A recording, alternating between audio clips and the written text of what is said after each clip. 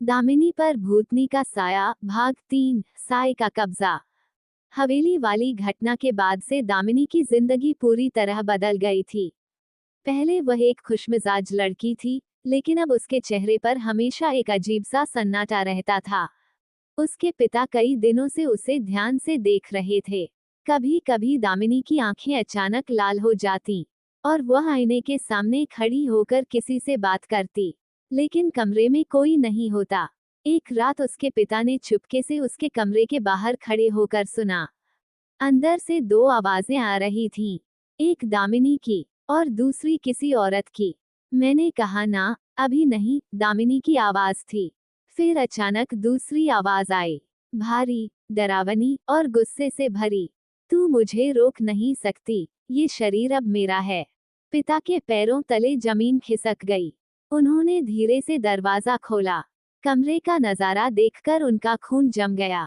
दामिनी आईने के सामने खड़ी थी, लेकिन आईने में उसकी परछाई अलग थी। आईने में दामिनी के पीछे राधिका खड़ी थी। उसकी लाल आंखें चमक रही थीं। जैसे ही पिता अंदर आए, दामिनी धीरे धीरे उनकी तरफ मुड़ी। उसकी मुस्कान अजीब थी। पिताजी, उसने धीरे से कहा, लेकिन आवाज उसकी नहीं थी। वह राधिका की आवाज थी। पिता डर के मारे पीछे हट गए। अचानक दामिनी जोर से हंसने लगी। इतने साल बाद मिले हो, जीजा जी। ये सुनकर पिता के हाथ कांपने लगे। उन्हें समझ आ गया, राधिका की आत्मा अब दामिनी के शरीर में प्रवेश कर चुकी है। पुराना राज। अगली सुबह पिता दामिनी को लेकर गांव के मंदिर गए। वहां गांव के पुराने पुजारी पंडित देवप्रसाद रहते थे। उन्होंने दामिनी को देखते ही माथे पर हाथ रख लिया। ये लड़की अकेली नहीं है, पंडित ने गंभीर आवाज में कहा। इसके साथ एक भटकी हुई आत्मा है। पिता ने सारी कहानी बता दी। पंडित कुछ देर तक चुप रहे। फिर उन्होंने एक ऐसा सच बताया जिसने सब कुछ बदल दिया। तुम्हें सच बताने का समय आ गया है, पंडित बोले। राधिका ने आत्महत्या नहीं की थी। पिता की आंखें फैल गईं। तो फिर? पंडित की आवाज धीमी हो गई। उसे मार दिया गया था। कमरे में सन्नाटा छा गया।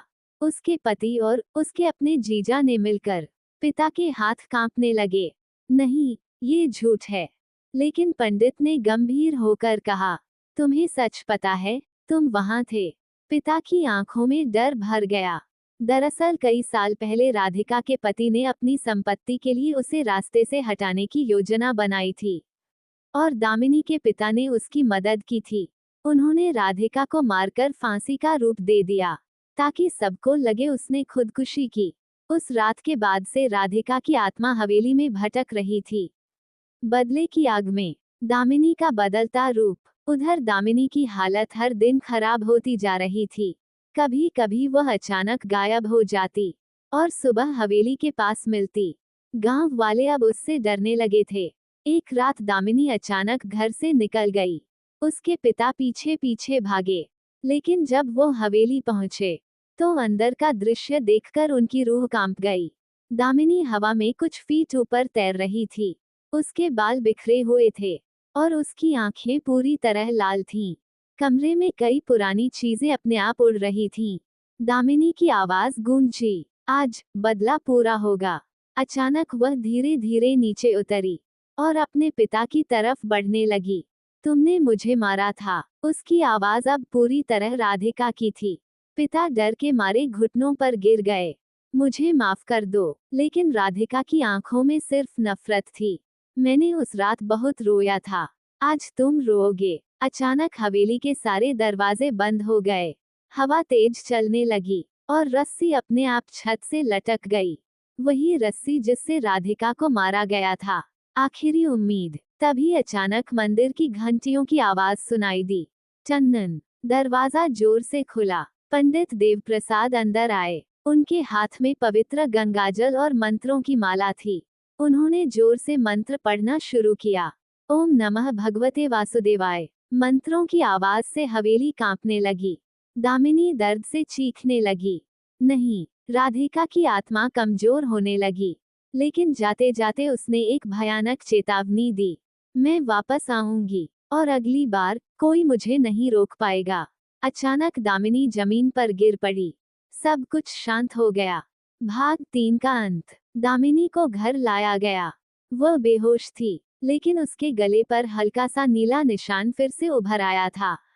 पंडित ने गंभीर होकर कहा, आत्मा अभी गई नहीं है, वह बस कमजोर हुई है, और अगर हमने जल्दी कुछ नहीं किया तो अगली पूर्णिमा की रात वह पूरी तरह दामिनी के शरीर पर कब्जा कर लेगी। दामिनी के पिता की आंखों में डर भर गया। अब उनके पाप का बदला उनकी बेटी को भुगतना पड़ रहा था। लेकिन असली डर अभी बाकी था, क्योंकि उसी रात आईने में दामिनी की परछाई मुस्कुरा रही थी, जबकि दामिनी सो रही थी, और परछाई धीरे से बोली, पूर्णिमा का इंतजार करो, अगर आप चाहें तो मैं। भाग 4 और ज्यादा डरावना।